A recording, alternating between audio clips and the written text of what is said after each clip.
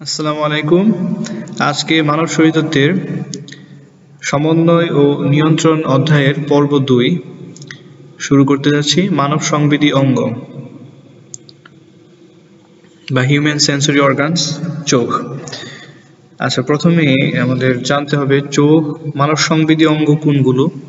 চোখ, কান, নাক, জিহ্বা ও ত্বক এই পাঁচটি হচ্ছে মানুষের সংবেদী অঙ্গ। এগুলোকে সাধারণত বলা হয় পঞ্চ ইন্দ্রিয়।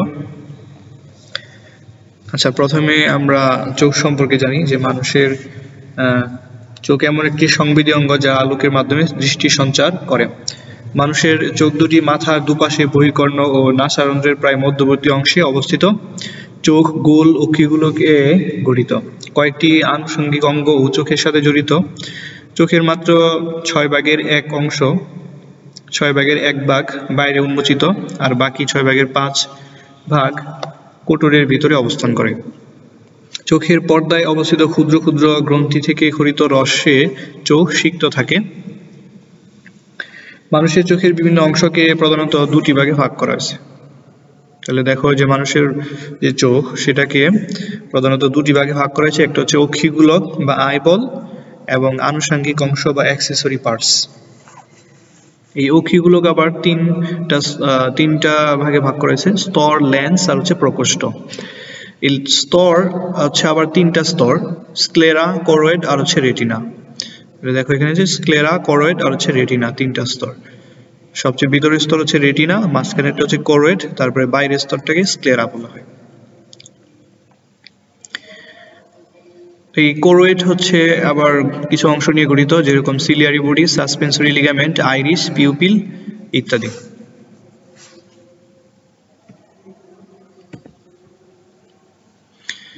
আচ্ছা, আনুষঙ্গিক অংশের মধ্যে আছে অক্ষিকুটর, অক্ষিপেশী, নেত্রপল্লব, অক্ষিপক্ষ, আইব্রু, কনজাংটিভা, অক্ষিগ্রন্থি।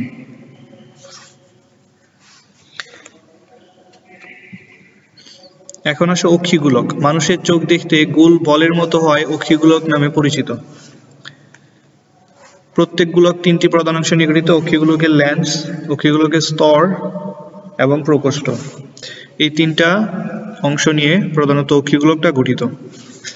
আমরা আগে দেখেছি যে অক্ষিগোলকের তিনটা অংশ: স্তর, লেন্স আর হচ্ছে প্রকোষ্ঠ। প্রকোষ্ঠ আবার অগ্রপ্রকোষ্ঠ, পশ্চাৎ প্রকোষ্ঠ এবং ভিট্রিয়াস প্রকোষ্ঠে ভাগ করা হয়েছে। এই স্তরকে আবার তিনটি স্তরে ভাগ করা হয়েছে: স্ক্লেরা সবচেয়ে বাইরের স্তর দেখেছিলাম আমরা, করয়েড মাঝখানের স্তর, আবার রেটিনা হচ্ছে সবচেয়ে ভিতরের স্তর। আর করয়েডের মধ্যে আছে ciliary body, suspensory ligament, iris, pupil. Retina হচ্ছে রড এবং কোনকোষ দিয়ে গঠিত। কিছু কোশ্চেন তোমাদের জন্য দেওয়া আছে যে চোখের কোন অংশ আলোক রশ্মিকে চোখে প্রবেশ করতে সাহায্য করে। নিচের কোনটি হবে? সেটি হচ্ছে কর্নিয়া। কর্নিয়া হচ্ছে চোখের ভিতরে আলোক রশ্মিকে চোখে প্রবেশ করতে সাহায্য করে। আর চোখের কোথায় প্রতিবিম্ব গঠিত হয়? সেটি হচ্ছে রেটিনাতে। রেটিনাতে চোখের প্রতিবিম্ব গঠিত হয়, আর রেটিনা হচ্ছে চোখের সবচেয়ে ভিতরের অংশ। আচ্ছা, এখন আসলে স্ক্লেরা বা স্ক্লেরেটিক স্তর। অক্ষিগোলকের প্রথম যে সবচেয়ে বাইরের যে স্তর বলা হয়েছে যে এটি অক্ষিগোলকের বাইরে সাদা অস্বচ্ছ তন্তুময়। এটি অস্বচ্ছ হলেও চোখের সামনের দিকে খুব পাতলা ও স্বচ্ছ পর্দায় পরিণত হয়েছে। স্বচ্ছ পর্দাটির নাম কর্নিয়া। কর্নিয়ায় রক্ত সরবরাহ নেই, এটি অ্যাকুয়াস হিউমার থেকে পুষ্টি গ্রহণ করে।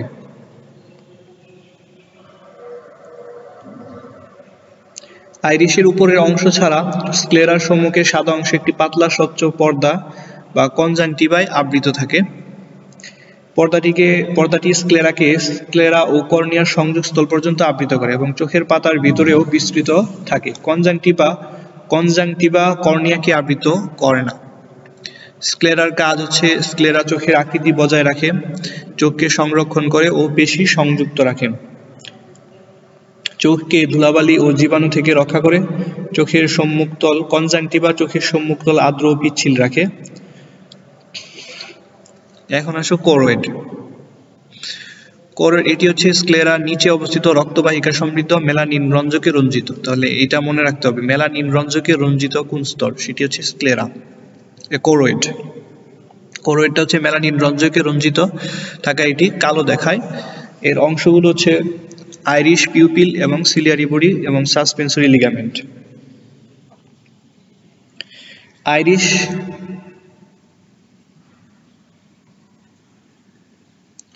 তাহলে আইরিশ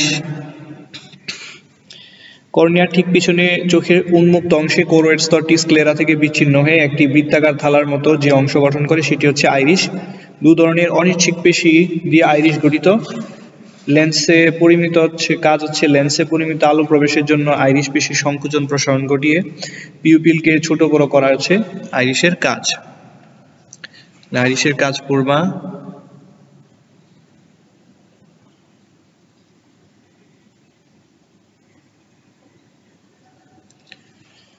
আচ্ছা, সিলিয়ারি বডি এটি একটি স্থূল বলয়াকার অংশ এবং আইরিশ ও কোরোয়েডের সংযোগস্থলে অবস্থিত। সিলিয়ারি বলয়, সিলীয় প্রবর্ধক ও সিলিয়ারি পেশি নিয়ে এটি গঠিত।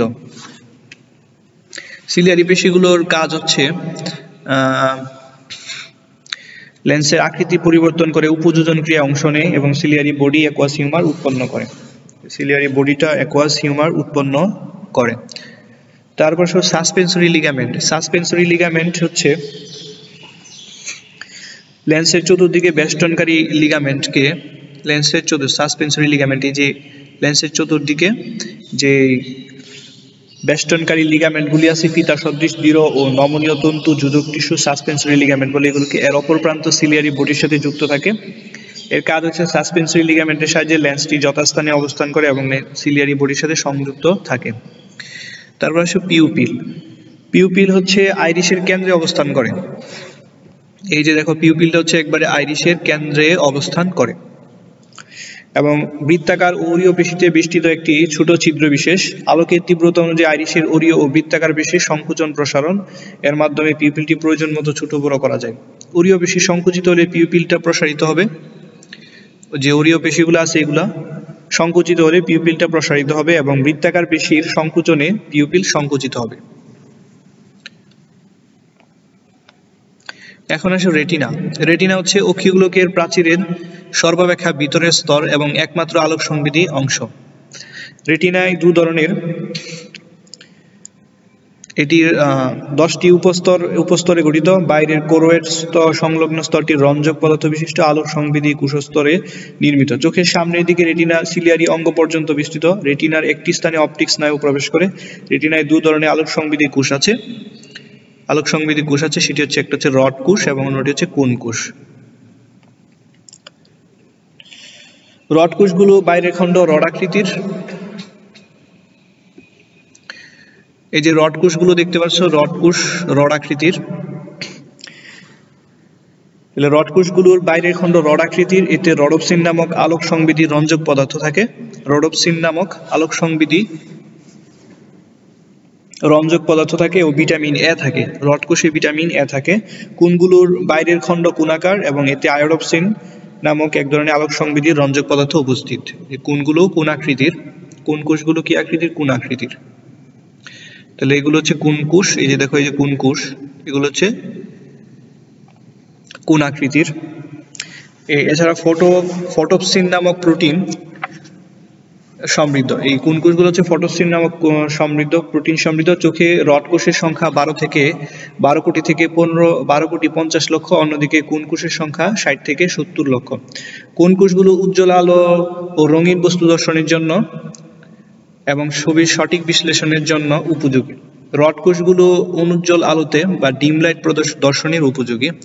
তোমরা এখান থেকে পড়ে নিবা যে রড কোষগুলো বাইরের খণ্ড সুন্দর করে দেওয়া আছে। কোন কোষগুলো হচ্ছে উজ্জ্বল আলো ও রঙিন বস্তু দর্শনের জন্য এবং ছবির সঠিক বিশ্লেষণের জন্য উপযোগী।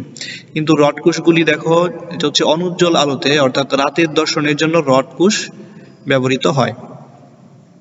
আর দিনের উজ্জ্বল আলো ও রঙিন বস্তু দর্শনের জন্য কোন কোষটা ব্যবহৃত হয়, উপযোগী। এখন আসো রেটিনায় কিছু নিচে বর্ণিত অংশগুলি পাওয়া যায়। একটা হচ্ছে অপটিক ডিস্ক।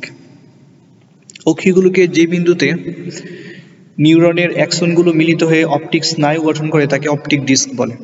অক্ষিগুলোকে যে বিন্দুতে নিউরনের অ্যাক্সনগুলো মিলিত হয়ে অপটিক স্নায়ু গঠন করে তার নাম হচ্ছে অপটিক ডিস্ক। এখানে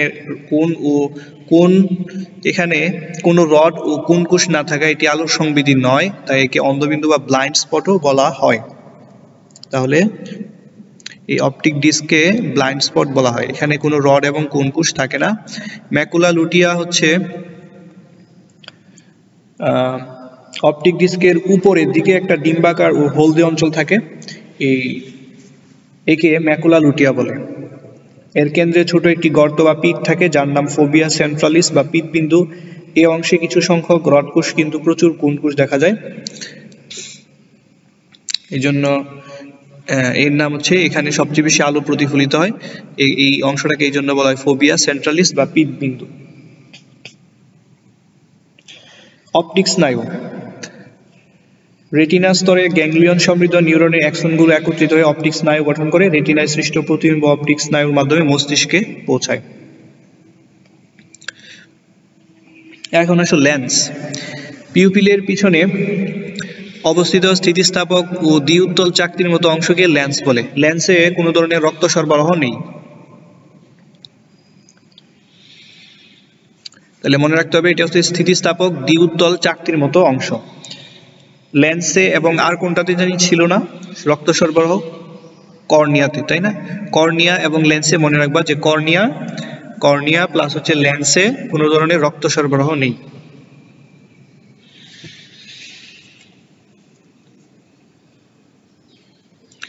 প্লাস হচ্ছে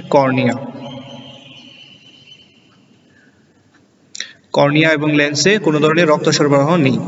অক্ষিগোলকের গহ্বর বা প্রকোষ্ঠ। অক্ষিগোলকে সাধারণত তরল পদার্থপূর্ণ তিনটি গহ্বর বা প্রকোষ্ঠ রয়েছে।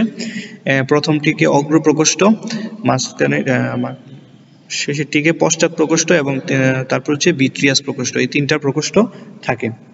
অগ্র প্রকোষ্ঠ হচ্ছে এটি কর্নিয়া ও আইরিশের মধ্যবর্তী প্রকোষ্ঠ। অ্যাকুয়াস হিউমার নামক পানির মতো তরল পদার্থ দিয়ে প্রকোষ্ঠটি পূর্ণ থাকে। তাহলে দেখো এই যে অগ্র প্রকোষ্ঠ যেটা আছে, এই যে অগ্র প্রকোষ্ঠ, এটি হচ্ছে অ্যাকুয়াস হিউমার দিয়ে পূর্ণ থাকে। অ্যাকুয়াস হিউমার হচ্ছে আলোর প্রতিসরণে সাহায্য করে এবং চোখের সম্মুখ অংশের আকৃতি বজায় রাখে, আকৃতি ঠিক রাখে এবং লেন্স ও কর্নিয়া পুষ্টি যোগায়। আর পশ্চাৎ প্রকোষ্ঠ হচ্ছে আইরিশ ও লেন্সের মধ্যবর্তী স্থানে অবস্থিত প্রকোষ্ঠ। আইরিশ এবং লেন্সের মাঝখানে যে প্রকোষ্ঠ থাকে সেটাকে পশ্চাৎ প্রকোষ্ঠ বলা হয়। পশ্চাৎ প্রকোষ্ঠ এটাও অ্যাকুয়াস হিউমারে পূর্ণ থাকে। তাহলে এটাও অ্যাকুয়াস হিউমারে পূর্ণ থাকে। তারপর ভিট্রিয়াস প্রকোষ্ঠ, এটি লেন্স ও রেটিনার মধ্যবর্তী বড় প্রকোষ্ঠ। তাহলে সবচেয়ে বড় প্রকোষ্ঠ সেটা হচ্ছে কি ভিট্রিয়াস হিউমার। এটি লেন্স এবং রেটিনার মধ্যবর্তী বড় প্রকোষ্ঠ। এখানে ভিট্রিয়াস হিউমার নামক তরল পদার্থ দিয়ে পূর্ণ থাকে, সাদা অংশের মতো। এই ভিট্রিয়াস হিউমার হচ্ছে প্রকৃতপক্ষে সাদা ডিমের মতো সাদা অংশ, কিন্তু ঘন কিন্তু স্বচ্ছ। এর 99% পানি এবং 1% কোলাজেন ও হায়ালুরোনিক অ্যাসিড ভিট্রিয়াস হিউমার গঠিত। ভিট্রিয়াস হিউমার রেটিনার দিকে আলো প্রতিসরণে সাহায্য করে এবং অক্ষিগোলকের আকৃতি বজায় রাখে। ঠিক আছে, এই হলো ভিট্রিয়াস হিউমার। তাহলে সবচেয়ে বড় প্রকোষ্ঠ হচ্ছে ভিট্রিয়াস হিউমার। তারপর আসলে চোখের আনুষঙ্গিক অংশ বা অ্যাক্সেসরি পার্টস অফ আই। এক নম্বর হচ্ছে অক্ষিকুটর। এটি মস্তক ও মুখমণ্ডলের অস্থি দিয়ে নির্মিত প্রাচীরে আবদ্ধ একটি ফাঁপা গর্ত বিশেষ। এতে অক্ষিগোলকটা সুরক্ষিত থাকে।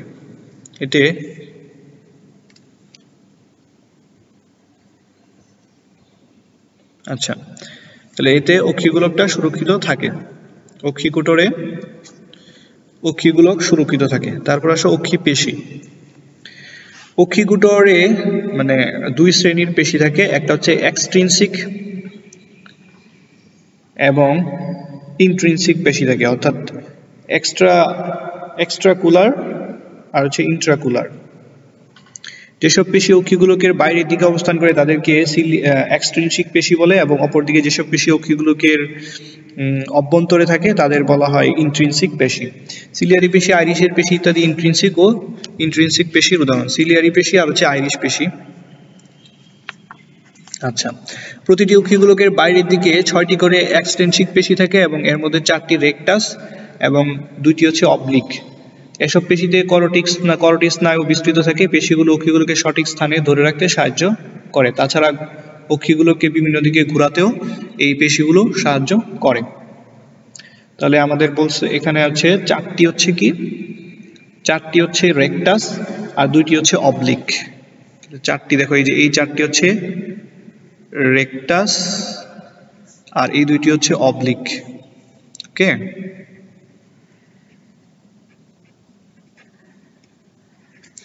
আর এই দুইটি হচ্ছে অবলিক পেশি, অবলিক। মানে ভিতরের দিকে বলছে যে অক্ষিগুলোকে বাইরের দিকে 6টি করে এক্সট্রিনসিক পেশি দেখা যায়, 6টি হচ্ছে এক্সট্রিনসিক পেশি। তারপর এখন আসো মিডিয়াল রেকটাস। মিডিয়াল রেকটাস যেটা, সেটি কাজ হচ্ছে অক্ষিগুলোকে অক্ষিকুটরের ভিতরের দিকে ঘোরাতে সাহায্য করে। এই মিডিয়াল রেকটাস অক্ষিগুলোকে, মিডিয়াল রেকটাস যেটা, এই যে মিডিয়াল রেকটাস, এটি অক্ষিগুলোকে কি করে, অক্ষিকুটরের ভিতরে ঘুরতে সাহায্য করে। মিডিয়াল রেকটাস পেশি মনে রাখবা, অক্ষিগুলোকে অক্ষিকুটরের ভিতরে ঘোরাতে সাহায্য করে। তারপর আসলে ল্যাটেরাল রেকটাস। ল্যাটেরাল রেকটাস এটির কাজ হচ্ছে অক্ষিগুলোকে অক্ষিকুটরের বাইরের দিকে ঘুরতে সাহায্য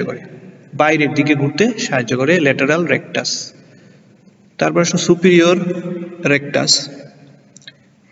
সুপিরিয়র রেকটাস অক্ষিগুলোকে অক্ষিকুটরের উপরের দিকে ঘুরতে সাহায্য করে। আর ইনফিরিয়র রেকটাস অক্ষিগুলোকে নিচের দিকে ঘুরতে সাহায্য করে। ইনফিরিয়র আর সুপিরিয়র মনে রাখবা, ইনফিরিয়র কোথায় থাকে, উপরের দিকে, তাই না? আর সুপিরিয়র কোথায় থাকে, সুপিরিয়র হচ্ছে উপরের দিকে, আর ইনফিরিয়র হচ্ছে নিচের দিকে ঘোরাতে সাহায্য করে। অক্ষিগুলোকে অক্ষিকুটরের ভিতরে নিচের দিকে ঘোরাতে সাহায্য করে হচ্ছে ইনফিরিয়র। তারপর আসে সুপিরিয়র অবলিক। সুপিরিয়র অবলিক হচ্ছে অক্ষিগুলোকে অপটিক স্নায়ু কর্নিয়ার মধ্যবর্তী অক্ষ বরাবর ঘুরতে সাহায্য করে। তারপর ইনফিরিয়র অবলিক, এটি অক্ষিগুলোকে সুপিরিয়র অবলিক পেশির বিপরীত দিকে ঘুরতে সাহায্য করে। দেন হচ্ছে লিভেটর পালপেব্রি সুপিরিয়রস নামক পেশি ঊর্ধ্ব অক্ষিপল্লবকে উপরে তুলতে সাহায্য করে। এই হলো অক্ষি পেশির বর্ণনা।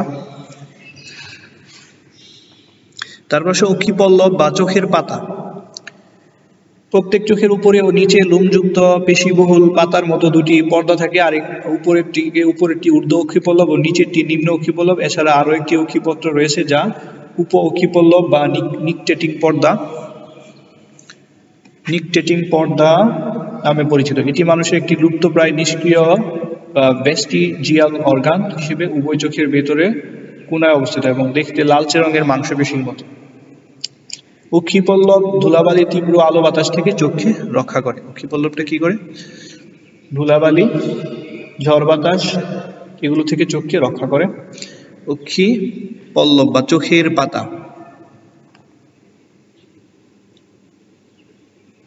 তাহলে এই যে দেখো, এটা হচ্ছে চোখের পাতা। তারপর আসো অক্ষিপক্ষ বা আইলেশ। চোখের পাতার লোমকে অক্ষিপক্ষ বলা হয়। যে চোখের পাতায় যে লোম থাকে, দেখো এই যে লোমগুলা, এগুলাকে বলা হচ্ছে কি, এই যে এই লোমগুলাকে বলা হয় অক্ষিপক্ষ। এগুলো চোখকে ধুলাবালি প্রবেশে বাধা দেয়। আইব্রো হচ্ছে চোখের পাতার উপরের অংশের লোমকে আইব্রো বলা হয়। কপাল থেকে গড়িয়ে আসা ঘামের চোখে প্রবেশ প্রতিহত করা হচ্ছে তার কাজ। চোখের পাতার উপরের অংশের লোমকে অর্থাৎ আইব্রো, এই যে এটাকে হচ্ছে আইব্রো বলে, আইব্রো। তারপর আছে অক্ষি গ্রন্থি বা আই গ্ল্যান্ডস। চক্ষুতে বিদ্যমান রসক্ষরণকারী কোষগুলোকে অক্ষি গ্রন্থি বলে। চক্ষুতে 3 ধরনের অক্ষি গ্রন্থি দেখা যায়। এক নম্বর হচ্ছে ল্যাক্রিমাল গ্রন্থি। এটি অক্ষিগুলোকের অগ্রভাগের পৃষ্ঠদেশে অবস্থিত এবং এটি অশ্রু নামক এক প্রকার মৃদু লবণাক্ত জলীয় তরল ক্ষরণ করে, যাতে ব্যাকটেরিয়া নাশক লাইসোজাইম থাকে ল্যাক্রিমাল গ্রন্থিতে। এবং এটার কাজ হচ্ছে নিঃসৃত অশ্রু ধুলাবালি বিদ্যুৎ করে চোখকে পরিষ্কার রাখে, কনজাংটিভাকে নরম ও আর্দ্র রাখে, কর্নিয়াকে পুষ্টি দেয়, অশ্রুতে বিদ্যমান লাইসোজাইম ব্যাকটেরিয়া ধ্বংস করে, চক্ষুকে সুরক্ষা দেয়। হার্ডেরিয়ান গ্রন্থি। দেন আসো হার্ডেরিয়ান গ্রন্থি। এই হার্ডেরিয়ান গ্রন্থি কি করে? এটি অক্ষিগোলকের পশ্চাৎভাগের অঙ্কীয় দেশে অবস্থিত। এটি এক প্রকার পাতলা তৈলাক্ত রস ক্ষরণ করে। কাজ হচ্ছে এর তৈলাক্ত ক্ষরণ, অক্ষিপল্লব, কনজাংটিভা ও কর্নিয়াকে সিক্ত ও পিচ্ছিল রাখা। মিবোমিয়ান গ্রন্থি। মিবোমিয়ান গ্রন্থি এটি অক্ষিপল্লবের কিনারায় অবস্থিত এবং এক প্রকার গাঢ় তৈলাক্ত রস প্রদান করে। এই তৈলাক্ত ক্ষরণ কনজাংটিভা ও কর্নিয়াকে পিচ্ছিল রাখে। কনজাংটিভা হচ্ছে চোখকে ধুলাবালি ও জীবাণু থেকে রক্ষা করে, আমরা আগেই পড়ে এসেছি। ওকে, এখন আসো প্রতিবিম্ব গঠন ও দর্শন প্রক্রিয়া। দর্শন প্রক্রিয়া অত্যন্ত জটিল একটা বিষয়। মূলত চোখ হচ্ছে 5টি ধাপে এটি সংগঠিত হয়। 1 নম্বর হচ্ছে চোখে আলো প্রবেশ, রেটিনায় প্রতিবিম্ব গঠন, তারপর প্রতিবিম্ব গঠনকারী রশ্মির বৈদ্যুতিক সিগন্যালে রূপান্তর, প্রতিবিম্ব সম্পর্কে স্নায়ু অনুভূতি বা ইম্পালস মস্তিষ্কে প্রেরণ, মস্তিষ্কের মাধ্যমে স্নায়ু অনুভূতির বিশ্লেষণ ও দর্শন। একটা ফ্লো দেখো এখানে দেওয়া আছে যে দর্শনে গতিপথ দেওয়া আছে কৌশলের। প্রথমে আলোক রশ্মি, তারপর যাবে কর্নিয়াতে, কর্নিয়া থেকে অ্যাকুয়াস হিউমার। অ্যাকুয়াস হিউমার কি ছিল? এটা অগ্রপ্রকোষ্ঠ এবং হচ্ছে কি পশ্চাৎ প্রকোষ্ঠে ছিল অ্যাকুয়াস হিউমার, তাই না? তাহলে এটা হচ্ছে অ্যাকুয়াস হিউমারটা আমরা জানি অগ্রপ্রকোষ্ঠে এবং হচ্ছে পশ্চাৎ প্রকোষ্ঠে ছিল। দেন হচ্ছে পিউপিলে যাবে, তাই না? পিউপিল থেকে লেন্স, লেন্স থেকে ভিট্রিয়াস হিউমার, ভিট্রিয়াস হিউমার থেকে রেটিনা, রেটিনা থেকে অপটিক স্নায়ু, অপটিক স্নায়ু থেকে মস্তিষ্কে ভিজুয়াল কর্টেক্স। অর্থাৎ সেখানে মস্তিষ্কের দৃষ্টিকেন্দ্রে ভিজুয়াল কর্টেক্সে যাবে এবং সেখানে মস্তিষ্কের মাধ্যমে স্নায়ু অনুভূতির বিশ্লেষণ এবং দর্শন সম্পূর্ণ হবে। এখন আসো উপযোজন। যে দৃষ্টিতে কাছের বস্তু স্পষ্ট দেখা যায় না তাকে হাইপারমেট্রোপিয়া বলে। উত্তর লেন্সের চশমা ব্যবহারের সমস্যার সমাধান আছে হাইপারমেট্রোপিয়া আর হচ্ছে আমরা এখানে দুইটা জিনিস জানবো, একটা হচ্ছে হাইপারমেট্রোপিয়া, একটা হচ্ছে মায়োপিয়া, তাই না? হাইপারমেট্রোপিয়া কাকে বলে? যে দৃষ্টিতে কাছের বস্তু দেখা যায় না, যে দৃষ্টিতে কাছের বস্তু দেখা যায় না তাকে বলা হয়েছে হাইপারমেট্রোপিয়া। আর যদি দূরের বস্তু দেখতে সমস্যা হয় তাহলে সেটাকে বলা হয়েছে মায়োপিয়া। হাইপারমেট্রোপিয়ার সমাধান করার জন্য উত্তর লেন্সের চশমা ব্যবহার করা হয়, আর মায়োপিয়া সমস্যার সমাধান করার জন্য অবতল লেন্সের চশমা ব্যবহৃত হয়। আচ্ছা, দর্শনীয় বস্তু ও লেন্সের মধ্যকার দূরত্বের পরিবর্তন না করে সিলিয়ারি পেশি ও সাসপেন্সরি লিগামেন্টের সংকুচন বা প্রসারণ ও লেন্সের বক্রতা তথা ফোকাস দূরত্বের পরিবর্তন ঘটিয়ে বিভিন্ন দূরত্বের অবস্থিত বস্তুকে সমান স্পষ্ট দেখার জন্য চোখে যে বিশেষ ধরনের পরিবর্তন ঘটে সেই প্রক্রিয়াকে মূলত উপযোজন বলা হয়। তারপর আসো দ্বিনেত্র দৃষ্টি বা স্টেরিওস্কোপিক দৃষ্টি। মানুষের দৃষ্টিকে দ্বিনেত্র দৃষ্টি বলে কারণ আমরা কোনো দৃশ্যযোগ্য বস্তু একই সাথে দু চোখের সাহায্যে এককভাবে দেখতে পাই। কোনো বস্তু থেকে প্রতিফলিত আলোক রশ্মি রেটিনায় পড়লে যে স্নায়ু উদ্দীপনার সৃষ্টি করে তা স্বতঃস্ফূর্তভাবে মস্তিষ্কের দৃষ্টিকেন্দ্রে বা ভিজুয়াল কর্টেক্সে একটিমাত্র প্রতিবিম্বে একীভূত হয়। ফলে আমরা দু চোখে একটি বস্তুকে এককভাবে দেখি। মানুষের চোখ দুটি মাথার সামনে 6.3 সেন্টিমিটার দূরত্বে অবস্থান করে। 6.3 সেন্টিমিটার, মনে রাখবা, 6.3 সেন্টিমিটার দূরত্বে অবস্থান করে। ফলে কোনো বস্তু দেখার সময় প্রত্যেক চোখ বস্তুটি একটি করে প্রতিবিম্ব সৃষ্টি করে। প্রতিবিম্ব দুটির একটি থেকে অন্যটি উদ্দীপনাকে সমন্বয় সাধন করে, ফলে বস্তুর একটি ত্রিমাত্রিক 3 ডাইমেনশনাল চিত্র আমরা দেখতে পাই। দ্বিনেত্র দৃষ্টির শর্ত হচ্ছে নির্দিষ্ট বস্তুতে নিবদ্ধ করার জন্য অক্ষিপেশিকে সঠিকভাবে সংকুচিত হতে হবে, দু চোখের রেটিনায় সদৃশ বিন্দুর উপস্থিতি থাকতে হবে, দু চোখের রেটিনায় প্রায় একই রকম প্রতিবিম্বের সৃষ্টি হতে হবে, দুটি বীক্ষণ ক্ষেত্রকে এক জায়গায় পরস্পর মিলে যেতে হবে। আচ্ছা, চক্ষুর দৃষ্টিতে ভিটামিন এ এর ভূমিকা। চক্ষু দৃষ্টিতে ভিটামিন এ এর ভূমিকা, যে আমাদের চোখ, এখানে ভিটামিন এ এর ভূমিকা কি? ভিটামিন এ কি ভূমিকা রাখে? ভিটামিন এ এর প্রধান উপাদান হলো রেটিনল। প্রধান উপাদান হচ্ছে রেটিনল।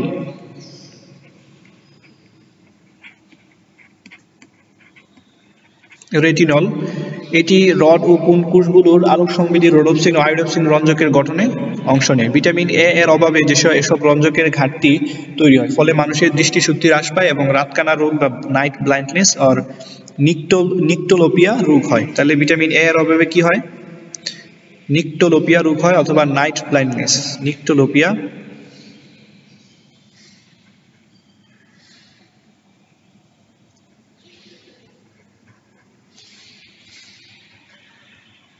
নিকটোলোপিয়া হয়, তাই না? তোমরা আগেই জানো এটা হচ্ছে ভিটামিন এ এর অভাবে রাতকানা রোগ হয়। রাতকানা রোগ হয়। এরপর আসো কান, শ্রবণ ও ভারসাম্য রক্ষাকারী অঙ্গ। কান হচ্ছে আমাদের শ্রবণ ও ভারসাম্য রক্ষাকারী অঙ্গ। কান এমন এক বিশেষ ইন্দ্রিয় যা একাধারে শ্রবণ ও দেহের ভারসাম্য নিয়ন্ত্রণ করে। এ অংশগ্রহণ করে মানুষের মাথার দুপাশে চোখের পিছনের করটি শ্রুতিকুটরে দুটি কান অবস্থান করে। মানুষের প্রতিটি কান তিনটি অংশে বিভক্ত। একটি হচ্ছে বহিকর্ণ, মধ্যকর্ণ, তারপর এটি হচ্ছে অন্তকর্ণ। বহিকর্ণ আবার তিনটি অংশে বিভক্ত: পিনা, কর্ণকুহর, কর্ণপটহ। দেখো এই যে এখানে দেওয়া আছে বহিকর্ণ হচ্ছে পিনা এবং কর্ণকুহর, এই যে বাইরের যে অংশটা সেটাকে বহিকর্ণ, মাঝখানের অংশটাকে মধ্যকর্ণ এবং ভিতরের যে অভ্যন্তরে আছে সেটিকে অন্তকর্ণ বলা হয়েছে। অন্তকর্ণে মধ্যকর্ণের অংশ হচ্ছে কর্ণাস্থি, ইউস্টেশিয়ান নালী, ছিদ্রপথ।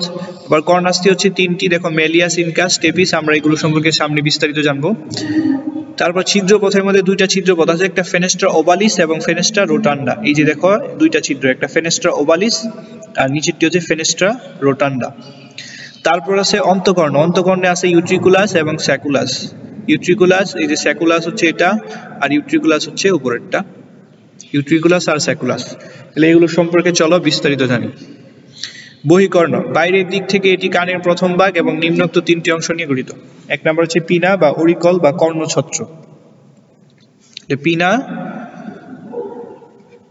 এই যে পিনা, পিনা বা কর্ণছত্র বা অরিকল বলে এটাকে, মনে রাখবা অনেকগুলো নাম।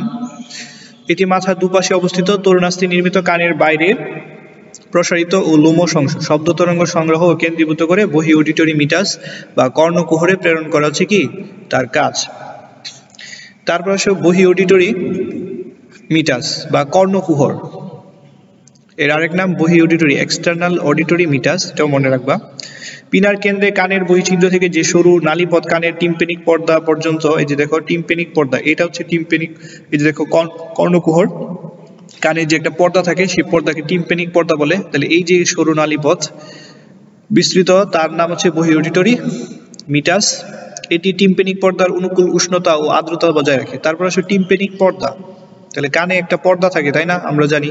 এই পর্দাকে টিম্পেনিক পর্দা বা কর্ণপটহ বলে। এটি বহি অডিটরি মিটাসের শেষ প্রান্তে এবং মধ্যকর্ণের মুখে আড়াআড়িভাবে অবস্থিত। ডিম্বাকার স্থিতিস্থাপক পর্দাকে টিম্পেনিক পর্দা বলে। এই টিম্পেনিক পর্দার কাজ হচ্ছে বহিকর্ণকে মধ্যকর্ণ থেকে পৃথক রাখা, শব্দ তরঙ্গে কেঁপে ওঠা, শব্দ তরঙ্গকে সমতলে মধ্যকর্ণে পরিবহন করা হচ্ছে টিম্পেনিক পর্দার কাজ। এখন আসো মধ্যকর্ণ। মধ্যকর্ণে আমরা দেখেছিলাম কি থাকে, মধ্যকর্ণে থাকে হচ্ছে ইউস্টেশিয়ান নালী, তাই না। ইউস্টেশিয়ান নালী হচ্ছে মধ্যকর্ণের তলদেশ থেকে সৃষ্টি হয়ে গলবিল পর্যন্ত বিস্তৃত। এটি একটি সরু নালী বিশেষ। টিম্পেনিক পর্দার উভয় পাশে বায়ুর চাপ সমান রাখা হচ্ছে এর কাজ। টিম্পেনিক পর্দার উভয় পাশে বায়ুর চাপ সমান রাখা হচ্ছে কাজ, ফলে কর্ণপটহ ফেটে যাওয়া থেকে রক্ষা পায়। পরীক্ষায় আসে যে এখান থেকে যে কর্ণপটহ ফেটে যাওয়া থেকে রক্ষা করে কোনটি, সেই ইউস্টেশিয়ান নালী। তারপর আসে কর্ণাস্থি। কর্ণাস্থি এগুলো মধ্যকর্ণের গহ্বরে সুনির্দিষ্টভাবে সাজানো তিনটি ছোট অস্থি হচ্ছে থাকে। অস্থি তিনটি হচ্ছে মেলিয়াস, ইনকাস আর হচ্ছে স্ট্যাপিস। মেলিয়াস হচ্ছে হাতুড়ির মতো দেখতে, এই অস্থি একদিকে টিম্পেনিক পর্দার সাথে, অন্যদিকে পরবর্তী অস্থি ইনকাসের সাথে যুক্ত থাকে। এটা হচ্ছে হাতুড়ির মতো দেখতে। ইনকাস হচ্ছে এই অস্থিটি নিহায়ের মতো দেখতে। এগুলা কোনটা কার মতো দেখতে এগুলো মনে রাখবা, মেলিয়াস ও স্ট্যাপিসকে যুক্ত করে।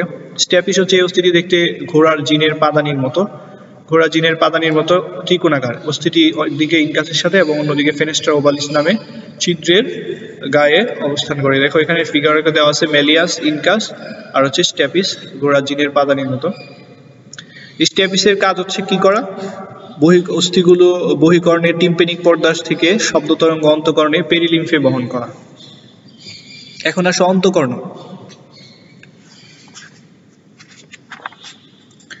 অন্তকর্ণের মধ্যে আমাদের যে মধ্যকর্ণ ছিল, মধ্যকর্ণে আরো একটি অংশ হচ্ছে ছিদ্রপথ। এখানে ছিদ্রপথ থাকে।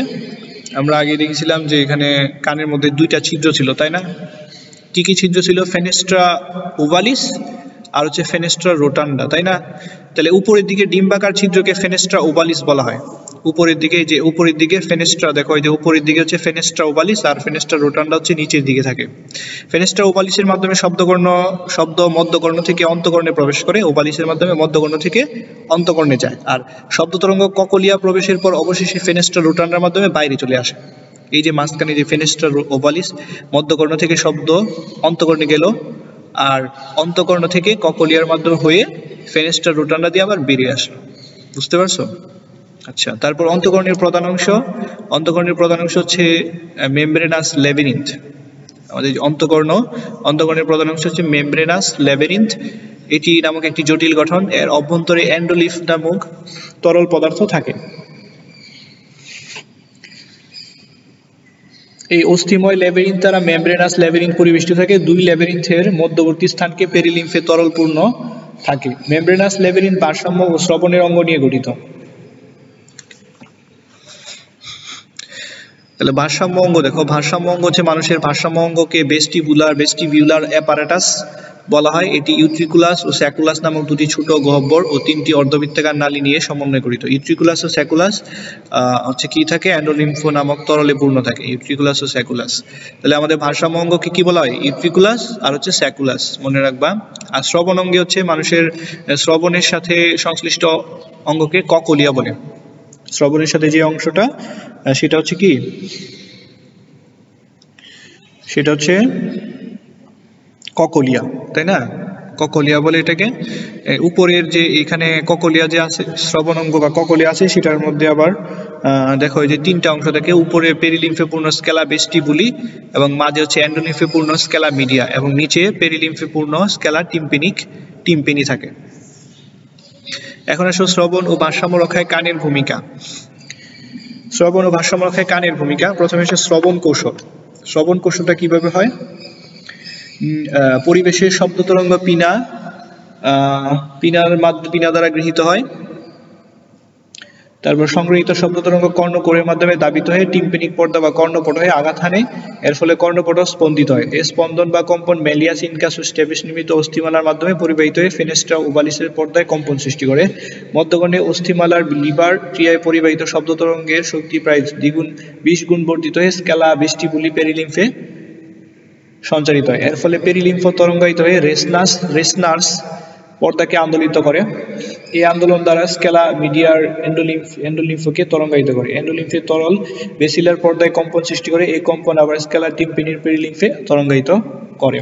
পেরিলিম্ফে কম্পন সৃষ্টি হলে ককলিয়ার অর্গান অফ কর্টির সংবেদী রোমশ কোষগুলো উদ্দীপিত হয়ে স্নায়ু উদ্দীপনা সৃষ্টি করে। এই উদ্দীপনা অডিটরি স্নায়ুর মাধ্যমে মস্তিষ্কের শ্রবণ কেন্দ্রে বাহিত হলে মানুষ শুনতে পায়।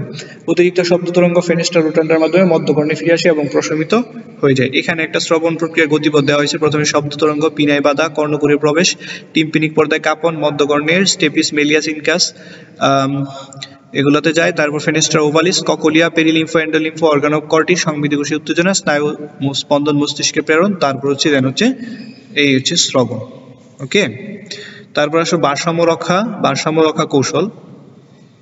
ভারসাম্য রক্ষা কৌশলের মধ্যে অন্তকর্ণের অর্ধবৃত্তাকার নালীর মূলে অবস্থিত অ্যাম্পুলা এন্ডোলিম্ফে পরিপূর্ণ সংবেদী রোম কোষ সম্পূর্ণ, এবং এই রোম কোষগুলোর সাথে কুপুলা নামক জেলির মতো বস্তু সংযুক্ত থাকে। মানুষ মাথা ঘোরালে বা কোনো দিকে দেহ বাঁকালে সেদিকে অ্যাম্পুলার এন্ডোলিম্ফো প্রবাহিত হয়ে কুপুলার অবস্থান পরিবর্তিত হয়। এই অনুভূতি সংবেদী রোম কোষগুলো গ্রহণ করে মস্তিষ্কে পাঠায়। এন্ডোলিম্ফে পূর্ণ ইউট্রিকুলাস ও স্যাকুলা নামক এক অঙ্গ থাকে যা ক্যালসিয়াম কার্বনেট সমৃদ্ধ। স্যাকুলা নামক অঙ্গটি কি থাকে? ক্যালসিয়াম কার্বনেট সমৃদ্ধ অটোলিথ মেমব্রেনে আবদ্ধ সংবেদী রোম কোষ বহন করে। মানুষের মাথা কোনো একদিকে হেলে গেলে অটোলিথিক মেমব্রেন রোম কোষের উপর চাপ সৃষ্টি করে, ফলে রোম কোষ উদ্দীপিত হয় এবং স্নায়ুর মাধ্যমে এই অনুভূতি মস্তিষ্কে পাঠায় এবং মাথাকে সঠিক অবস্থানে রাখতে সাহায্য করে। ইউট্রিকুলাস ও স্যাকুলাস মাধ্যাকর্ষণ শক্তির অনুভূতি শনাক্ত করে, অন্যদিকে অ্যাম্পুলা ঘূর্ণনের অনুভূতি সংগ্রাহক হিসেবে কাজ করে। এই দুই অনুভূতি স্নায়ুর মাধ্যমে অনবরত মস্তিষ্কে পৌঁছায়, অতঃপর মস্তিষ্ক তা বিশ্লেষণ করে প্রয়োজনীয় ব্যবস্থা গ্রহণ করে, যার ফলে মানুষ নিজেকে সোজা রাখতে অর্থাৎ ভারসাম্য রক্ষা করতে সক্ষম হয়। তাহলে আশা করি বুঝতে পারছো। এখন আসো রাসায়নিক সমন্বয়। গঠন ও কার্যগত। আচ্ছা, রাসায়নিক সমন্বয় হচ্ছে আমাদের মানবদেহে যাবতীয় যে রাসায়নিক সমন্বয় হয় সেগুলো করার জন্য এক ধরনের জৈব রাসায়নিক পদার্থ ভূমিকা পালন করে, সেটিকে কি বলা হয়? হরমোন বলা হয়। তাহলে রাসায়নিক সমন্বয় করার জন্য যেটি লাগে সেটি হচ্ছে কি হরমোন, তাই না? হরমোন এটি হচ্ছে কি হরমোন উৎপন্ন হয় প্রধানত এক বিশেষ গ্রন্থি থেকে। ক্ষরণ গুণ সম্পন্ন একটি মাত্র কোষ বা কোষগুচ্ছ নিয়ে গঠিত হয় গ্রন্থি বা গ্ল্যান্ড। গ্রন্থি থেকে হচ্ছে হরমোনটা খরিত হয়, এটা হচ্ছে গ্রন্থি থেকে খরিত হয়। গঠন গ্রন্থি কি? তাহলে গঠন ও কার্যগতভাবে বিশেষায়িত যে কোষ বা কোষগুচ্ছ দেহের বিভিন্ন জৈবনিক প্রক্রিয়ায় প্রয়োজনীয় রাসায়নিক পদার্থ ক্ষরণ করে তাকে গ্রন্থি বা গ্ল্যান্ড বলে। গ্রন্থি এক ধরনের রূপান্তরিত আবরণী টিস্যু। ক্ষরণ পদ্ধতি ও ক্ষরণ নির্গমন নালীর উপস্থিতি অনুপস্থিতির ভিত্তিতে গ্রন্থি হচ্ছে দু ধরনের, একটা হচ্ছে বহিঃগ্রন্থি অন্তঃক্ষরা গ্রন্থি এক্সোক্রাইন, আর হচ্ছে এন্ডোক্রাইন। বাট আরেকটা গ্রন্থি থাকে সেটি হচ্ছে মিশ্র গ্রন্থি। এটার উদাহরণ হচ্ছে অগ্নাশয়। এখান থেকে কি হবে? অন্তঃক্ষরার কাজও করবে এবং বহিঃক্ষরার কাজও করবে। যেমন অন্তঃক্ষরা হিসেবে ইনসুলিন ও গ্লুকাগন হরমোন উৎপন্ন রক্তক্ষরিত হয়, আর বহিঃক্ষরা হিসেবে অগ্নাশয়িক রস উৎপন্ন হয়। তাহলে মনে রাখবা এটা হচ্ছে কি, এটা হচ্ছে মিশ্র গ্রন্থি। অগ্নাশয়টা হচ্ছে কি মিশ্র গ্রন্থি। এখানে পার্থক্য দেওয়া আছে যে মানব অন্তঃক্ষরা গ্রন্থি আর বহিঃক্ষরা গ্রন্থি। অন্তঃক্ষরা গ্রন্থি হচ্ছে মানবদের নালীবিহীন গ্রন্থিসমূহকে অন্তঃক্ষরা গ্রন্থি বলে। নালীবিহীন যে গ্রন্থি আছে সেগুলো হচ্ছে অন্তঃক্ষরা, আর মানবদের নালীযুক্ত গ্রন্থিসমূহকে বহিঃক্ষরা গ্রন্থি বলে। অন্তঃক্ষরা থেকে এসব গ্রন্থি থেকে নিঃসৃত পদার্থের নাম হরমোন, আর বহিঃক্ষরা থেকে যে নিঃসৃত হরমোন বা রস হয় সেটি হচ্ছে জুস বা এনজাইম। আর অন্তঃক্ষরা গ্রন্থি রক্ত বা লসিকার মাধ্যমে পরিবাহিত হয়, এটি হচ্ছে নালীর মাধ্যমে পরিবাহিত হয়। এর অন্তঃক্ষরা গ্রন্থি যে হরমোন সেটা দূরবর্তী টার্গেট স্থলে কাজ করে, আর বহিঃক্ষরা গ্রন্থির যে এনজাইম জুস রস এগুলো নিকটবর্তী টার্গেট স্থলে কাজ করে। এক্সাম্পল হিসেবে অন্তঃক্ষরা গ্রন্থির মধ্যে পিটুইটারি গ্রন্থি, থাইরয়েড গ্রন্থি, অ্যাড্রেনাল গ্রন্থি। আর বহিঃক্ষরা গ্রন্থির মধ্যে আছে যকৃৎ, গর্ভগ্রন্থি আর লালা গ্রন্থি। ওকে, এখন আসো হরমোনের প্রকারভেদ। হরমোন হচ্ছে কার্য, উৎপত্তি ও কার্য অনুসারে সাধারণত এই 5 ধরনের হয়ে থাকে। একটা হচ্ছে ট্রপিক হরমোন। ট্রপিক হরমোন যে হরমোন এক গ্রন্থি থেকে নিঃসৃত হয়ে অন্য গ্রন্থি ক্ষরণ নিয়ন্ত্রণ করে তাকে ট্রপিক হরমোন বলে। বুঝতে পারছো? যে হরমোন এক গ্রন্থি থেকে নিঃসৃত হয়ে অন্য গ্রন্থি ক্ষরণ নিয়ন্ত্রণ করে তাকে ট্রপিক হরমোন বলে। এর মধ্যে আছে টিএসএইচ, এসইটিএইচ এবং FSH. Follicle stimulating hormone, thyroid stimulating hormone. Autacoid হরমোনের মধ্যে আছে যে হরমোন উৎপত্তিস্থল বা উৎপত্তিস্থলের নিকটে ক্রিয়া করে তাকে অটোকয়েড বা স্থানিক হরমোন বলে। তাহলে পরীক্ষা আসে স্থানিক হরমোন কাকে বলে? নিচের কোনটি স্থানিক হরমোন? তাহলে গ্যাস্ট্রিন, সিক্রেটিন হচ্ছে স্থানিক হরমোন। তারপর আছে প্যারাক্রিন হরমোন।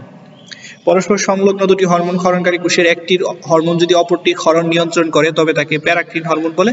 যেমন অগ্নাশয়ের এক কোষ তারপর হচ্ছে নিঃসৃত গ্লুকাগন হরমোন বি কোষে ইনসুলিন ক্ষরণ প্রভাবিত করে। তারপর আসে নিউরো হরমোন। যে হরমোন নিউরন বা স্নায়ু কোষে সংশ্লেষিত এবং স্নায়ুতন্তুর প্রান্ত থেকে নিঃসৃত হয়ে সরাসরি অন্য গ্রন্থিতে সঞ্চিত হয় বা ক্রিয়া করে তাকে নিউরো হরমোন বলে। যেমন এডিএইচ হচ্ছে একটা নিউরো হরমোন, অক্সিটোসিন হচ্ছে একটা নিউরো হরমোন। তারপর আসে পাকতন্ত্রীয় হরমোন। পাকতন্ত্রীয় হরমোনের মধ্যে পাকস্থলীয় অন্ত্রের মিউকোসা স্তর থেকে নিঃসৃত যে সব হরমোন পরিপাক গ্রন্থির ক্ষরণ নিয়ন্ত্রণ করে তাদেরকে একসাথে পাকতন্ত্রীয় হরমোন বলে। যেমন গ্যাস্ট্রিন, সিক্রেটিন হচ্ছে এগুলো হচ্ছে কি পাকতন্ত্রীয় হরমোন। তারপর আসো এই যে হরমোনের অন্তঃক্ষরা হরমোনের প্রকারভেদ। অন্তঃক্ষরা গ্রন্থির যে বিস্তারিত বর্ণনা, এন্ডোক্রিন গ্রন্থির অবস্থান, নিঃসরণ এবং ক্রিয়া।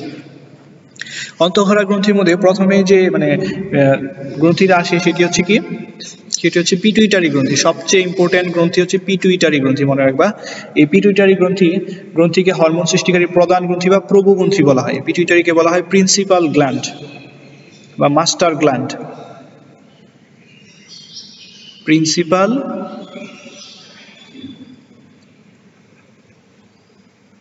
অর মাস্টার গ্ল্যান্ড বলা হয়। মাস্টার গ্ল্যান্ড মনে রাখবা, এই পিটুইটারি হচ্ছে প্রিন্সিপাল অর মাস্টার গ্ল্যান্ড। কারণ এই দিকে পিটুইটারি গ্রন্থি নিঃসৃত হরমোনের সংখ্যা যেমন বেশি, অন্যদিকে বিভিন্ন গ্রন্থির উপর এসব হরমোনের প্রভাবও বেশি। এটি সবচেয়ে গুরুত্বপূর্ণ ও শক্তিশালী গ্রন্থি। এটি চোখের পিছনে মস্তিষ্কের অগ্রভাগে মস্তিষ্কের পাদদেশে একটি ক্ষুদ্র বৃত্তের সাহায্যে যুক্ত থাকে এবং পিটুইটারি গ্রন্থি প্রায় 1 সেন্টিমিটার ব্যাসসম্পন্ন, লালচে ধূসর, দেখতে মটর দানার মতো 0.5 গ্রাম ওজন বিশিষ্ট একটি গ্রন্থি। পিটুইটারি গ্রন্থিটা আবার দুটো খণ্ডে বিভক্ত, অগ্র বা সম্মুখ পিটুইটারি এবং পশ্চাৎ পিটুইটারি। দেখছো এই যে দুইটা খণ্ডে বিভক্ত, অগ্র এবং পশ্চাৎ। অগ্র পিটুইটারি গ্রন্থির মধ্যে আছে যে 7টি হরমোন তৈরি হয়। এর মধ্যে 4টি ট্রপিক হরমোন আর যে হরমোন অন্য গ্রন্থি ক্ষরণে উদ্দীপনা যোগায় তাকে ট্রপিক হরমোন বলে। আমরা আগে দেখে আসছি যে এটা কি ছিল, ট্রপিক হরমোন দেখে আসছি যে হরমোন এক গ্রন্থি থেকে নিঃসৃত অন্য গ্রন্থি ক্ষরণ নিয়ন্ত্রণ করে তাকে ট্রপিক হরমোন বলে। তাহলে এই মস্তিষ্কের যে পিটুইটারি গ্রন্থি আছে এটা থেকে অগ্রভাগ আছে, অগ্রভাগ থেকে 7টি কি হরমোন নিঃসৃত হয়, 7টি ট্রপিক হরমোন নিঃসৃত হয়, 7টি ট্রপিক হরমোন। তাহলে এগুলো হচ্ছে কি ট্রপিক হরমোন, মনে রাখবো এগুলো হচ্ছে ট্রপিক হরমোন, ট্রপিক হরমোন, এগুলো হচ্ছে ট্রপিক হরমোন। তাহলে দেখো ট্রপিক হরমোন 7টা হরমোনের মধ্যে কি আছে, এসটিএইচ থাইরয়েড স্টিমুলেটিং না গ্রোথ হরমোন, বৃদ্ধিপোষক হরমোন 1 নাম্বার হচ্ছে বৃদ্ধিপোষক হরমোন, দেহ বৃদ্ধিকারক হরমোন বা গ্রোথ হরমোন। এই এসটিএইচ কে বলা হয় গ্রোথ হরমোন, মনে রাখবা GH growth hormone, growth hormone. এটি কি করে, দেহের বৃদ্ধি, কোমল টিস্যু অস্থির বৃদ্ধি নিয়ন্ত্রণ করে, প্রোটিন সংশ্লেষণ, শর্করা বিপাক, স্নেহ পদার্থের বিপাক, খনিজ পদার্থের বিপাক ইত্যাদি নিয়ন্ত্রণ করে, হৃদপিণ্ড অস্থি থেকে সঞ্চিত গ্লাইকোজেন দূর করে, হরমোনের অত্যধিক ক্ষরণের ফলে মানুষ দৈত্যাকৃতি বা জাইগেন্টিজম ধারণ করে, কম ক্ষরণের ফলে বামনাকৃতি বা ডাওয়ার্ফিজম ধারণ করে। তাহলে এটা খুবই গুরুত্বপূর্ণ হরমোন, তাই না? তারপর TSH thyroid stimulating hormone, thyroid গ্রন্থি থেকে thyroid hormone, T3 ট্রাইআইডোথাইরোনিন, thyroxine, T4 সংশ্লেষণ ক্ষরণে উদ্দীপ্ত করে হচ্ছে thyroid stimulating hormone. Luteinising hormone, নারী দেহে দিব্যপাত, কর্পাস লুটিয়াম সৃষ্টি, ইস্ট্রোজেন ও প্রোজেস্টেরন হরমোন সংশ্লেষকে উদ্দীপ্ত করে, পুরুষে শুক্রাশয়ের ইন্টারস্টেশিয়াল কোষসমূহকে উদ্দীপিত করে, টেস্টোস্টেরন হরমোন ক্ষরণ ঘটায় হচ্ছে কি লুটিনাইজিং হরমোন। এই যে লুটিনাইজিং হরমোন এই কাজগুলো করে। তারপর আসো ফলিকল স্টিমুলেটিং হরমোন, নারী দেহে ডিম্বাশয়ের ফলিকলে পূর্ণতা ও পরিপক্কতা দান করে, ইস্ট্রোজেন হরমোন সংশ্লেষণে উদ্দীপনা যোগায়, পুরুষের শুক্রাশয়ের সেমিনিফেরাস নালিকাকে উদ্দীপিত করে, শুক্রাণু উৎপাদনের সূচনা করে। তারপর হচ্ছে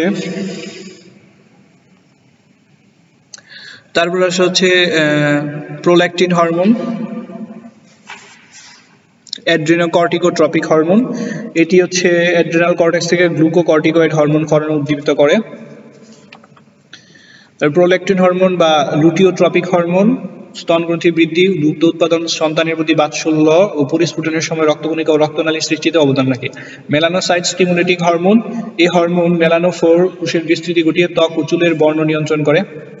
এখন আসো পশ্চাৎ পিটুইটারি, পশ্চাৎ পিটুইটারিতে 2টি হরমোন নিঃসৃত, একটা হচ্ছে এডিএইচ এবং অক্সিটোসিন, তাই না? এডিএইচ যে বৃক্কীয় নালী পানির প্রশোষণ ক্ষমতা ও রক্তবাহিকার প্রাচীর সংকোচন নিয়ন্ত্রণ করে, আর অক্সিটোসিন হচ্ছে স্তনের পেশি সংকোচন ঘটিয়ে দুগ্ধক্ষরণে সাহায্য করে এবং প্রসবের সময় জরায়ু সংকোচন ত্বরান্বিত করে। অক্সিটোসিন হচ্ছে জরায়ু সংকোচন ও দুগ্ধক্ষরণ নিয়ন্ত্রণ করে পূর্বা। তারপর আসলে থাইরয়েড গ্রন্থি, এরপর হচ্ছে থাইরয়েড গ্রন্থি। থাইরয়েড গ্রন্থি হচ্ছে গ্রীবার সম্মুখে ষড়যন্ত্রের নিচে থাইরয়েড গ্রন্থি, দেখো এই যে থাইরয়েড গ্রন্থি, এই যে এখানে থাইরয়েড গ্রন্থি সে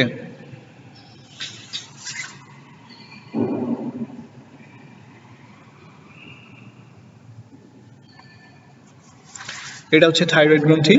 ওকে, থাইরয়েড গ্রন্থিটা হচ্ছে কোথায় থাকে, গ্রীবার সম্মুখে ষড়যন্ত্রের নিচে ট্রাকিয়া সংলগ্ন থাইরয়েড গ্রন্থি অবস্থিত, প্রজাপতি সদৃশ বা ইংরেজি এইচ আকৃতি। তাহলে এই যে থাইরয়েড গ্রন্থিটা হচ্ছে কি আকৃতির, প্রজাপতি আকৃতির, মনে রাখবা এটা হচ্ছে এইচ আকৃতির, ইংরেজি এইচ বা প্রজাপতি আকৃতির। ওকে, প্রজাপতি আকৃতির গ্রন্থি এবং এর ওজন হচ্ছে প্রায় 25 গ্রাম আকৃতির এবং এটি 2টি খণ্ড নিয়ে গঠিত, যারা ইথমাস নামক সংযোগ দ্বারা যুক্ত থাকে। পরিণত মানুষের বিভিন্ন আকৃতি থাইরয়েড ফলিকল দ্বারা গ্রন্থিটি গঠিত। এই গ্রন্থি থেকে নিচে 3টা হরমোন খরিত হয়, একটা হচ্ছে ট্রাইআইডোথাইরোনিন, থাইরক্সিন আর হচ্ছে ক্যালসিটোনিন হরমোন। ট্রাইআইডোথাইরোনিন হচ্ছে বিপাক হার, হৃদস্পন্দন, প্রোটিন সংশ্লেষণ নিয়ন্ত্রণ করে, আর থাইরক্সিন হচ্ছে কি করে, বিপাকীয় প্রক্রিয়া ও বৃদ্ধি নিয়ন্ত্রণ করে। ক্যালসিটোনিন হচ্ছে রক্তে ক্যালসিয়ামের মাত্রা নিয়ন্ত্রণ করে। তারপর হচ্ছে প্যারাথাইরয়েড গ্রন্থি। প্যারাথাইরয়েড হচ্ছে এটি 2 জোড়া প্যারাথাইরয়েড গ্রন্থি থাইরয়েড গ্রন্থির পিছনে এবং আংশিকভাবে থাইরয়েডের মধ্যে অবস্থিত। এগুলোর কাজ হচ্ছে প্যারাথাইরয়েড হরমোন, প্যারাথরমোন এবং প্যারাথাইরিন নামে পরিচিত, এগুলো নিয়ন্ত্রণ ও ক্ষরণ নিয়ন্ত্রণ করে। রক্তে ক্যালসিয়াম 2+ এর পরিমাণ কমে গেলে প্যারাথরমোন ক্ষরণ বৃদ্ধি পায় এবং পিটিএস নিম্নোক্ত উপায়ে রক্তে ক্যালসিয়াম 2+ বাড়ায়, যেমন পিটিএস সরাসরি অস্থি থেকে ক্যালসিয়াম 2+ রক্তে স্থানান্তর করার মাধ্যমে ক্যালসিয়াম 2+ এর পরিমাণ বাড়ায়। বৃক্কের ডিস্টাল টিউবুলে ক্যালসিয়াম 2+ এর পুনঃশোষণ বাড়ায়। রক্তে ভিটামিন D3 কে সক্রিয় করে 1,25 ডাই হাইড্রোক্সি কোলে ক্যালসিফেরল এর রূপান্তর করে, যা অন্ত্রে ক্যালসিয়ামের শোষণ বাড়ায়। তোমরা জানো ভিটামিন ডি এর অভাব হলে কি হয়? ভিটামিন ডি এর অভাব হলে রিকেটস রোগ দেখা দেয়। বয়স্কদের এই অস্টিওমেলাসিয়া বলে এই রোগকে। এরপর আসো অ্যাড্রেনাল গ্রন্থি, অ্যাড্রেনাল ও সুপ্রারেনাল গ্রন্থি। এটি হচ্ছে প্রতি বৃক্কের মাথায় টুপির মতো, ঠিক আছে? এই যে অ্যাড্রেনাল গ্রন্থি, এটা হচ্ছে অ্যাড্রেনাল গ্রন্থি। এটা হচ্ছে দুটি বৃক্কের মাথায় টুপির মতো অবস্থান করে। প্রতি অ্যাড্রেনাল গ্রন্থি প্রায় 5 সেন্টিমিটার লম্বা, 3 সেন্টিমিটার প্রশস্ত, 1 সেন্টিমিটার পুরুত্ব বিশিষ্ট। পরিণত মানুষের দুটি অ্যাড্রেনাল গ্রন্থির ওজন 7 থেকে 10 গ্রাম হয়ে থাকে। প্রত্যেক গ্রন্থির বাইরে হলুদ অংশকে কর্টেক্স, ভেতরের পিঙ্গল বর্ণের অংশকে মেডুলা বলে। অ্যাড্রেনাল গ্রন্থি থেকে যে হরমোন নিঃসৃত হয় তা হচ্ছে গ্লুকোকর্টিকয়েড, মিনারেলোকর্টিকয়েড আর হচ্ছে গোনাডোকর্টিকয়েড হরমোন খরিত হয়। তাহলে এই যে দেখো এখান থেকে কি কি হরমোন হচ্ছে, গ্লুকোকর্টিকয়েড এটির কাজ হচ্ছে শর্করা আমিষ বিপাক নিয়ন্ত্রণ করা, আর মিনারেলোকর্টিকয়েড খনিজ লবণের বিপাক নিয়ন্ত্রণ করে। মেডুলার থেকে অ্যাপিনেফ্রিন আর ডোপামিন নিঃসৃত হয়। ওকে, এগুলোর কাজ হচ্ছে এক এক কাজ। দেখো গ্লাইকোজেন থেকে গ্লুকোজ মুক্ত করে বিপাকীয় হার নিয়ন্ত্রণ, হৃদস্পন্দন বৃদ্ধি, দেহের উষ্ণতা নিয়ন্ত্রণ, এগুলোর কাজ হচ্ছে এপিনেফ্রিন বা অ্যাড্রেনালিন। তারপর ডোপামিন হচ্ছে নিউরো ট্রান্সমিটার হিসেবে কাজ করে।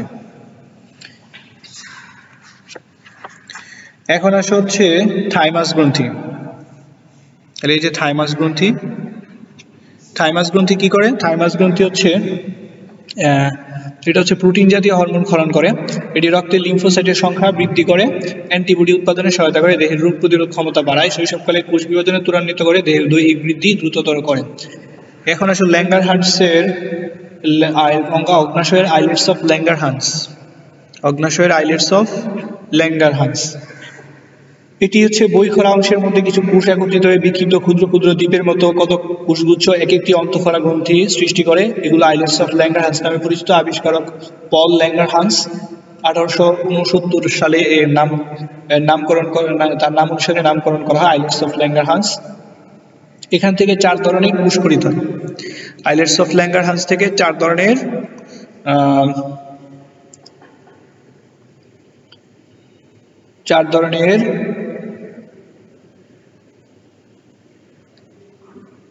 হরমোন খরিত হয়। দেখো প্রথমটা হচ্ছে ইনসুলিন। ইনসুলিন কি করে? রক্তের শর্করার পরিমাণ বৃদ্ধি পেলে তা কমানো হচ্ছে ইনসুলিনের কাজ।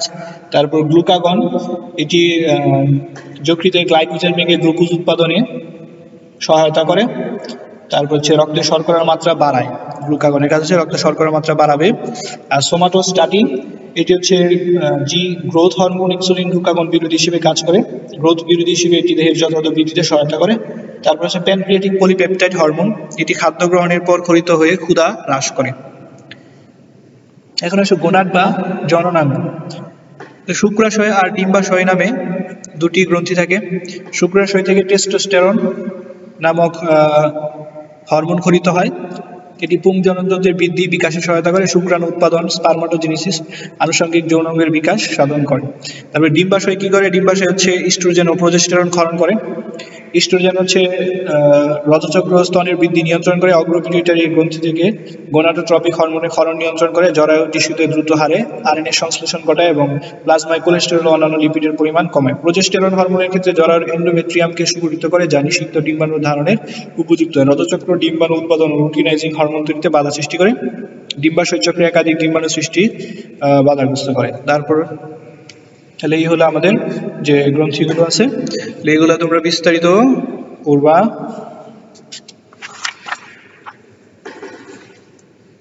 আচ্ছা, তাহলে আশা করি আজকে আমরা এখানে শেষ করে দিলাম।